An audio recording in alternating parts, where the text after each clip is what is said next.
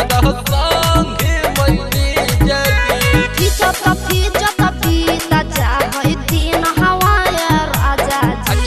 खींचत पीता चाहे दिन हवाए राजा जी।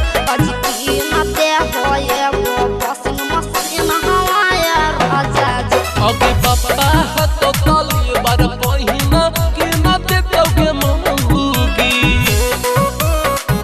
न देता ये वो बाबा तो तली बार वॉशिंग मशीन हवाए राजा जी। कोमल देहिया है कोमल है बदनवा देहो न राजा हमरा यह ताना भजनवा यह ताना भजनवा।